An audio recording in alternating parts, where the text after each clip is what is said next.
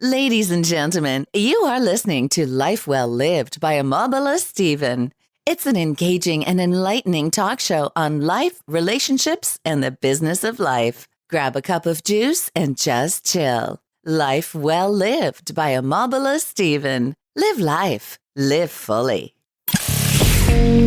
You are now tuned in to this week's episode of our podcast. Today, we are going to interview some of the greatest and most influential minds in our field. By sharing our collective expertise, we will show you how to harness, control, and use your own skill set to achieve ultimate success and live the life you want. And now, please welcome your host.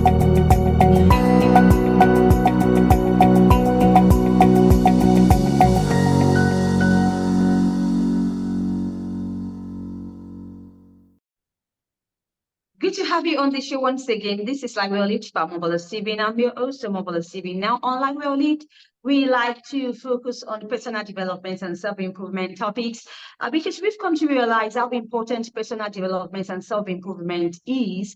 Now, all the innate gift set, all of the potentials that lies within us can only come to the fore, and we can wholly maximize and enjoy these benefits or the bounties that lies within when we personally look inwards for the answers. And when the answers come, then we begin to harness these potentials by personally developing ourselves and self-improving ourselves in the long run. Now, I have expert and professionals who are adept in these topics, who have disruptive mindset conversations and insight to share to the audience of Life Well Lived by Omobola Stephen. Today, I have Chantall Landreville, who is an author. She's also a certified relationship coach and a woman connector. Welcome to Life Well Lived, Chantall Landreville. Thank you so much. I'm so happy to be here and have this conversation with you. So great to have you on the show, Chantall. I'm so happy to have you. I'm looking forward to a great time. You're a certified relationship coach and woman connector. And so we were talking about relationship. Now, relationship is all life is about, and life is about relationship. So let's begin with this question. What does it mean to have a relationship with oneself? Oh, that's such a good question. We're diving right into it. You know, I having a relationship with oneself is allowing yourself to really hold space for you and your needs. You know, we were just slightly talking about this before we pressed record. And I think that a lot of people today in relationship tend to forget who they are and themselves to focus on the other. And when we talk about healthy relationships, it's really honoring and listening to yourself and not being afraid to share your boundaries, how you feel, and what it is that you need. And not just in romantic relationship, but this in the workforce, with your friends, with your family. And that's a massive case of self-love, if you ask me.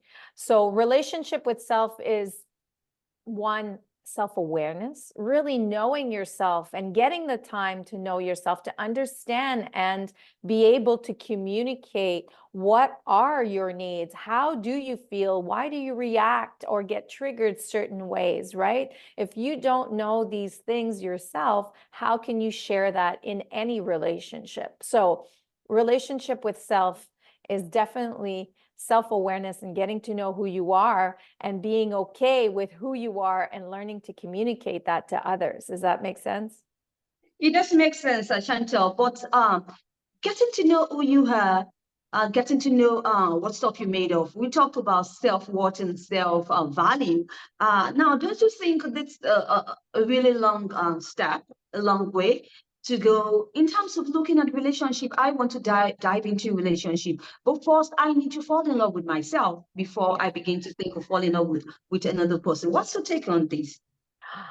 I totally agree with that. And being a single person for over almost 18 years, one of the things that I realized was I was so focused on outside validation, so not being in relationships for the right reason.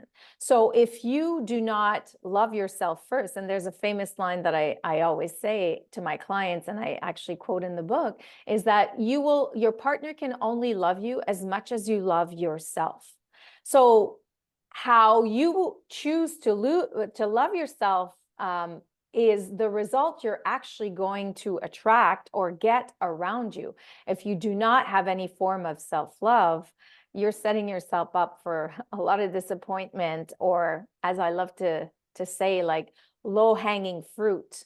So the relationship that you develop with yourself and your self-love is really, really important. And these are not things that develop easily for everybody. I mean, you're talking to a woman that was in the whole personal development for over 20 years. And my relationship with self-love only happened when I turned almost 44 years old. So that's not a very, very long time ago. I'm 49 now. So it's a journey, it's a process, but I think that it's not something that we've been taught how important it is. We're talking more about it today, thank God, through a lot of the social media platforms. And but yeah, that's self-love is definitely a big, big, big piece of the success in any relationship.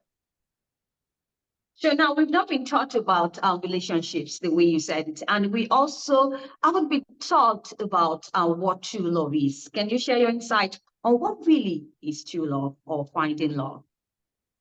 Oh, that has many layers to it. What really is true love? I will say this by my own personal experience. You know, we have been taught a lot. What we have been taught about love so far is a big lie. We've been very rom-com and disneyfied about what love is, right? I think that when you look at what's happening on TV, even still today, all the movies, all the TV shows have this really rom-com perception on what it is, that you're supposed to run off in the sunset with your white horse and your partner, and everything's going to be okay. And I've come to realize through my own personal journey and writing my book and making sure to teach people a new perspective about what true love actually means. And this is something that it's built over time. And it's something that's built around trust. And it's something that you develop once you feel safe. So I have been in my relationship now for 5 years. And I would say that when I first started dating my boyfriend, there were no fires or fireworks and butterflies like a lot of people are looking for when they're on the quest for love. And I had chosen to see a different perception on this because all of that stuff had never worked for me before. So we got to know each other at a very, very slow pace. And I had done my list of things I needed, not things that I wanted. And we can elaborate about this a little bit more later. But the value system and my deal breakers, and because I had a lot of self-awareness now, I knew what really mattered to me on how I wanted to grow and evolve in a relationship. And one of the things was being accepted for who I was. I'm a huge butterfly, meaning I have this massive sense of freedom. I used to travel a lot for work. I was in a very massive, socially engaging job with a lot of men. So I could not be with someone that was insecure or possessive. So what I've learned over the last 5 years is that I'm now experiencing what true love is. And that's only been built with time and trust. And it's the support system. It's how we have each other's back. It's how I feel safe in my relationship to express myself. And I know that my partner will hear me and focus on a solution. And we do this, obviously, it has to be reciprocated. But that for me is what true love is. It's not the butterflies and the romance and everything that we're told that we think love is. It's much deeper than that, and it's built only with time. Does that make sense? Does that answer your question? All right. But really, it's built with time. We all know that. Thanks for sharing that with me. Now you talk about love. But really, why do we have love in a relationship? Why does it have to go all wrong, or why does it most times go wrong? I think because people have extremely high expectations. We live in a world today where, instant gratifications. We want things the way we want. Hence why I talk a lot about in my book the difference of understanding wants and needs. Wants are typically very self-absorbed, where needs are deal breakers. They're like air and water that you cannot live without. And I think that when people go into love or searching for love, it's they don't think about how they're going to grow and evolve in a relationship. We think about the partner right away. I want her to be like this. I want him to be like this. I want this. I want that. But what are you actually bringing to the table into the relationship? How are you willing to invest time and yourself and step up to the plate for your partner as well? So I think people forget that a relationship are two people coming together that have the willingness to service each other's needs, wants, and desires. And it's often just a one-way street. And that's not what a relationship is about. A relationship, and I have this thing that I describe in the book, that a relationship is a threesome, actually. It's you, your partner, and the actual relationship. The relationship has an entity of its own, and you always have to think, how am I going to show up in my relationship?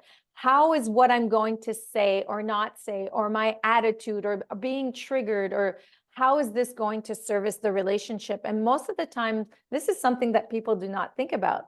We're not getting what we want the way we want it. So we tend to, go into attitude mode or make our partners pay for it. And that's not what our being in a relationship is all about. It's more about listening, hearing, acknowledging, and then sharing the solution between us.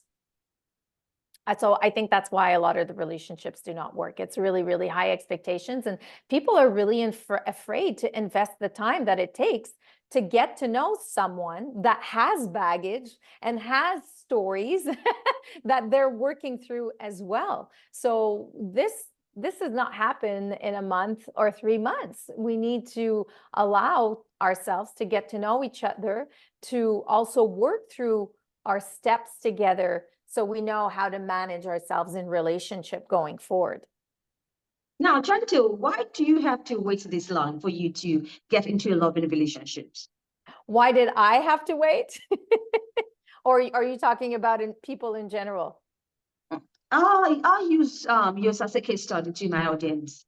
So as a case study, so I was single for almost 18 years. I was in a very long-term relationship, very young, from 19 to about 26 years old. And I was a young girl moving to the big city of Montreal from a small town called Ottawa. And I met an older gentleman that was 7 years older than I was.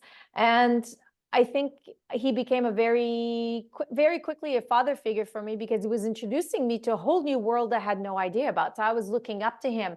And a few years into our relationship, I started wanting to be myself, or stepping into my personality, which was an issue for him. It created this imbalance.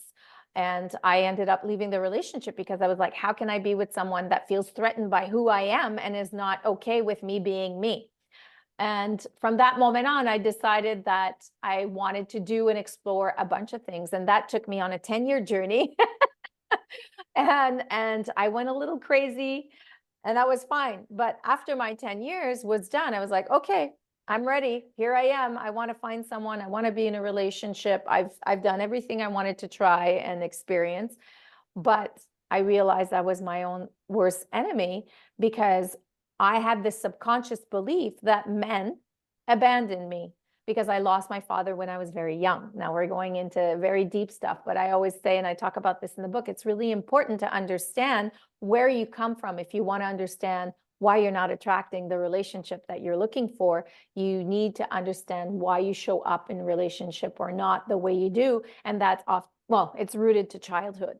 So for me, as a 2-year-old, when I lost my father, the first man I ever loved, the first man I got to know, and left me and never came back, my subconscious mind registered that men abandoned and left you. So hence why I was consciously choosing to be in relationship with men that I knew were unavailable emotionally. So I was great at long distance relationship. I was great with younger men.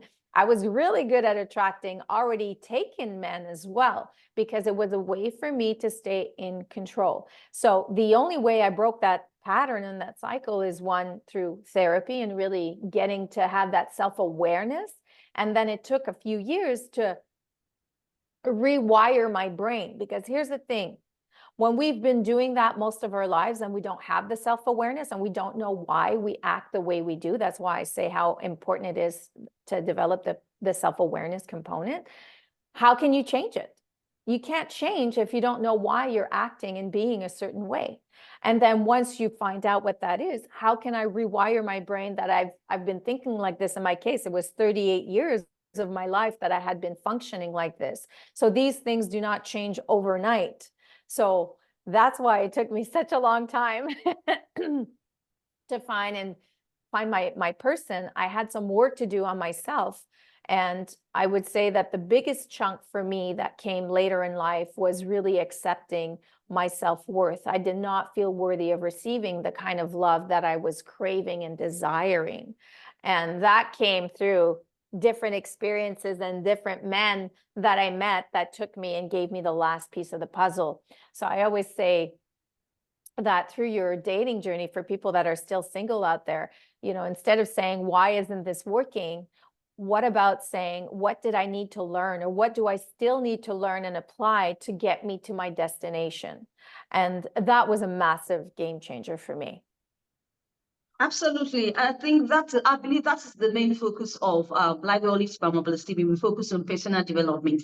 And now our discussions like to focus on discussions and insights that is going to shatter old paradigms and also the faulty belief systems and programming that have hitherto to hinder our progress in life, in our relationships and all facets of life. Moving forward, you are a human connector, and I would like us to talk about human connections. Chantall, why is human connection so powerful, yet it's very difficult?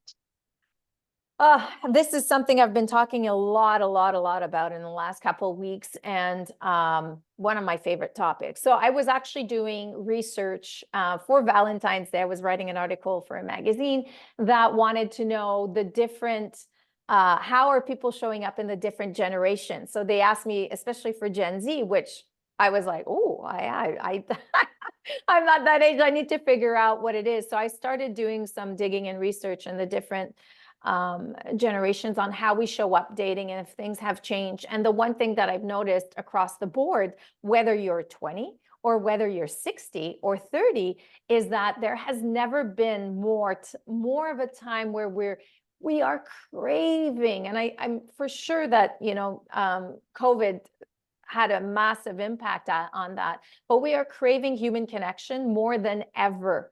But the one thing I've noticed is that people are disconnected from wanting to be connected because of fear. People are really fearful of getting their heart hurt and investing the time in getting to know people. And like I said earlier, the only way you can have deep, meaningful connection is through time.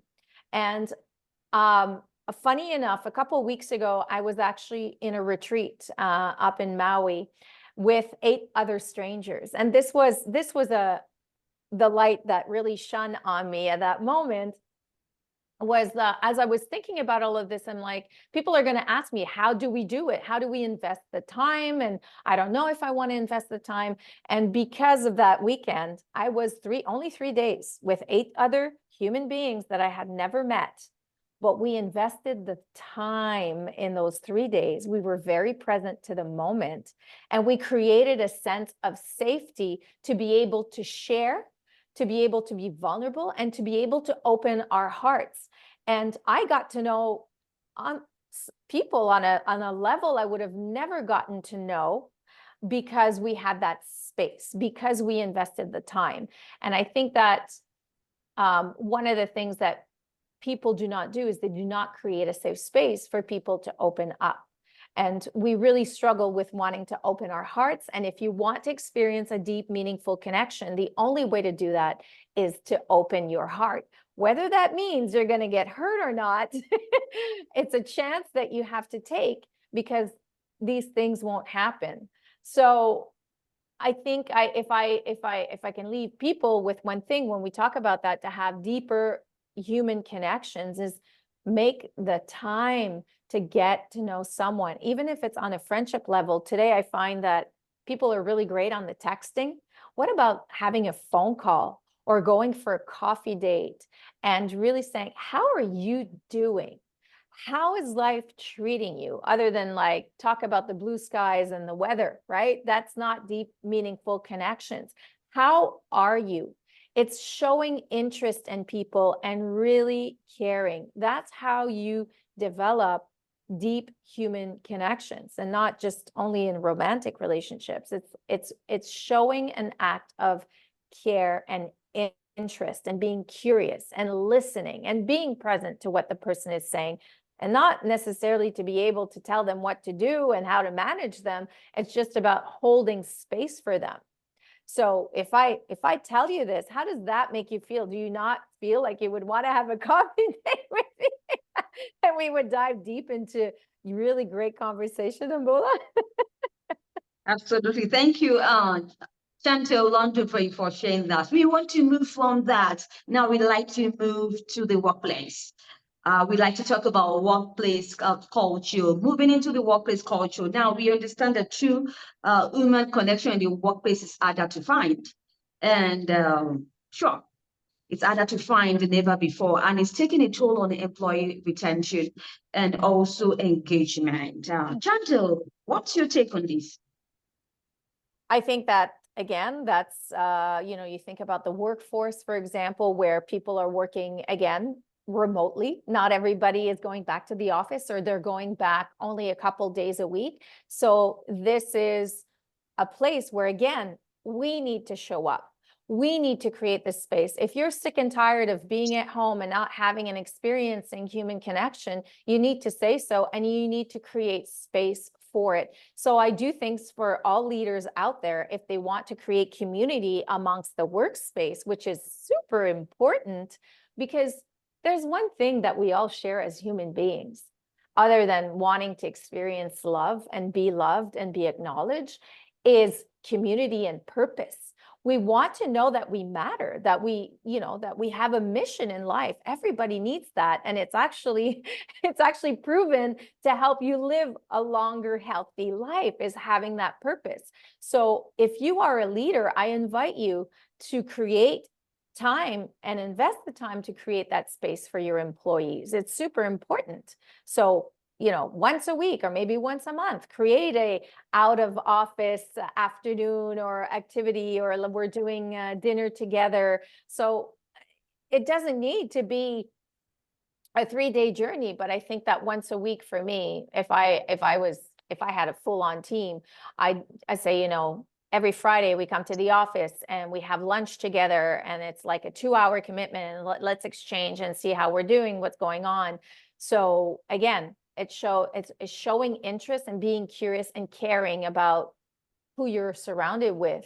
And people, when they feel that, they're like, oh, somebody's interested in me. That creates community. That creates human connection. Absolutely. Now, going forward, can you share the types of human communication that we all need in life? Any? Yes. So one of the things that I talk about, because I have a communications masterclass that I teach, because again, we've never been taught anything about love, relationship, and we've certainly not been taught anything about how to communicate, which I think are skills that they should be teaching kids in school today. So when we are going through whatever it is, there's the 4-step process that I talk about, which is learning to listen actively, not passively. Number one, listen actively. And when I say listen actively, it's like really being present to what I'm hearing. Most people listen passively, which is like, I'm hearing you talk. I'm already thinking about how am I going to respond? What am I going to say? Versus just listening, right? So listening actively creates space for you to really hear what the person wants to share with you. Number 2 is acknowledge. I am hearing what you are saying, because when we are speaking our truth, we want to make sure we are being heard. If you are speaking and you don't feel heard, how does that make you feel? Unseen, nobody cares. I'm not being heard. So acknowledge what the person in front of you is saying. So listen actively instead of passively, acknowledge. And number 3, I love to say, what's the solution? What can I do to make this better? So when someone is sharing the story, you acknowledge, thanks for sharing, or I understand how you're feeling. I didn't realize this was happening to you. It's saying, or it's showing a form of empathy. And this in a workspace is amazing. It's been a huge, huge game changer, because can you imagine if you go to your boss and you share, this is happening, I don't know what to do, and your boss says, you can figure it out on your own. How does that make you feel? Unsafe, unseen, unheard. You're just like, meh. Versus your boss says, oh, I didn't know you were feeling this, where you were experiencing this. What can I do to help? Let's figure out a solution to make this better. You as an employee are just like, wow, I just felt heard. I feel honored and respected by this person. I'm going to show up more for them. And as human connection and being a human connector, if you can test these 3 practices in every area of your life with any relationship, you're going to see how things are going to transform for you, not only in how your friendships or all of your relationships dynamics are, but even for yourself, because then you can apply these things as well, right? So these are 3 tips that I say: listen actively, acknowledge, find the solution, not focus on the problem, because focusing on the problem doesn't solve anything, right?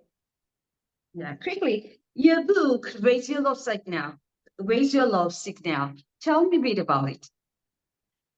Oh, this book, yeah. This book, thank you for the opportunity.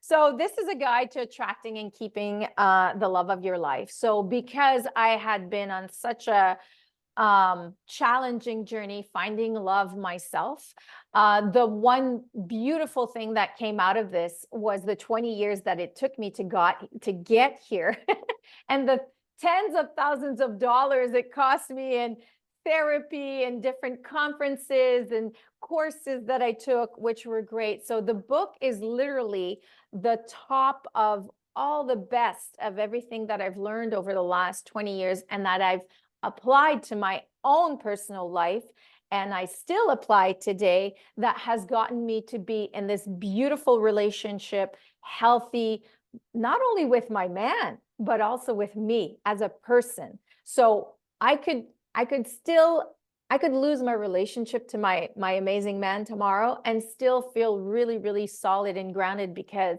my relationship to myself is the most important. And I've put myself first. So that's what the book is about. So it's divided in 3 love lessons. Love lesson number 1 is really getting clear on your want, right? Most people that are looking for love think they know what they want, but they really don't when I do these exercises through them. And as I talked a little bit earlier, the wants, the needs, getting clear on the relationship vision, not just focusing on the partner. Love lesson number 2 is yourself. Let's get to know who you are. Is your self-love there? And how do you get to it? Your self-worth, understanding why you show up in relationship the way you do or not, and not just in romantic relationship, in all of your relationships. So this is a love lesson that's a little deeper, that we have to dive down into your childhood. And then the love lesson number 3 is everything you need to know to help you through your dating journey, to make sure you don't get lost or compromise yourself, and the fundamentals that you need to put into place at the beginning of the relationship to make sure you set yourself up for success. Because most people go into relationship in the honeymoon phase, 4 or 5 years come by, they start getting angry, resentful, and it's too late to change anything. And they wait till often the fire is burning, the bridge is burning, to go get help, and it's too late. So a lot of things in this book is to help you make sure that you're set up for success from the beginning to the end, not just, attracting the right person, but making sure that you can succeed in relationship as well. So that's my book. Thanks so much, Chantall Landreville, for sharing. This exciting topic with my audience on the show. Chantall, I'm excited about your project. Tell me about it. Any? My project, well, yes. So the book is officially launching on February 14th, so it's available for pre-order. I'm throwing a beautiful Valentine's Day party because we have to celebrate the Day of Love. And I am also planning these worldwide events that are called Let's Wine About Love, because I worked in the wine business for 20 years. So I was always like, before becoming a certified love and relationship coach, how can I bring these two passions together? And how can I create an environment where conscious people can come together? People that are doing the work, that want to meet quality partners. So these seminars that I organize, wine is the excuse, but I do these seminars that talk about all kinds of things that you need to succeed in relationship and through your dating journey. So at the same time, we mingle, we network, and you can meet people, like-minded people that are where you are in your journey. So I do these corporately as well. They're great activities to use if you have a business, especially if you want to learn how to integrate communication in your workspace or even in your work. The topics can be selected with your needs. And book number 2 is already on its way, and that should be available for next year. And if people want some one-on-one coaching, I am also available for that, because sometimes I wouldn't be where I am today without the numerous coaches I hired in my life, or the therapist, or whatever works for you. It's important to get the guidance and the help that you feel you need to get you to the other side.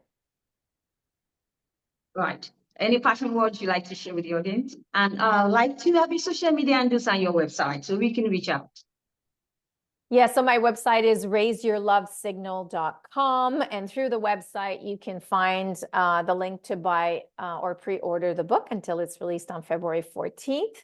You can also find all my socials on there, but the one platform that I am the most active on is Instagram, so you can find there.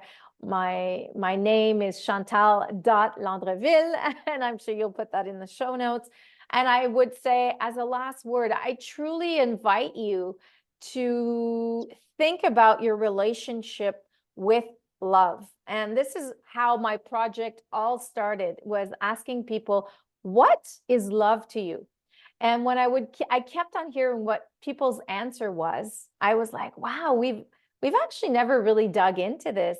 And love was always about other people. It wasn't about ourselves. So the 2 questions that I love to leave the audience with is, what is your relationship to love? And what do you want your relationship to love to be going into the future? If you are not in a relationship, if you're struggling in your relationship, these are 2 important questions to ask yourselves. Because if your relationship with love is toxic, if your relationship with love is always being a giver and not learning to receive, you will be in unbalanced relationships all the time, because love is not only about giving, it's also learning to receive. And I'm talking to a lot of the women out there that are used to always giving, especially if you're a mother. You need to allow yourself to receive. And that means you need to open your heart. If you don't open your heart and allow yourself to receive, you're in unbalanced relationship, and not just in romantic relationships, in all of your relationships. So that's it. Appreciate your thoughts once again, Chantall Landreville. You are a certified relationship coach in Hotel, and also a women connector. Really had a great time listening to your thoughts, your expertise on relationships, and also on women connection. I wish you best of luck in this book project and in all the subsequent projects that you embark upon, Chantall. Thank you, Omobola. I really appreciate it. It was nice to talk to you. Thank you for having me on. It's a pleasure once again. Now, if you'd like to catch up with any missed episodes of Live Well Lit, you can do so on any cross-promotion platforms or podcast distribution platforms. You bump into online. Do have a great time as you listen to experts and professionals, even thought leaders share their thoughts and disruptive mindship conversations or topics or subjects on the personal development and self-improvement. Remember that personal development and self-improvement is a lifelong process we all must embrace in life in order for us to transform from where we have to where we need to be. It's a constant effort that we need to put on. But I guarantee you, if you don't give up, you will see the tremendous changes that you really desire. Till I come your way, I need you to stay safe always. I talk to you soon. Oh my love.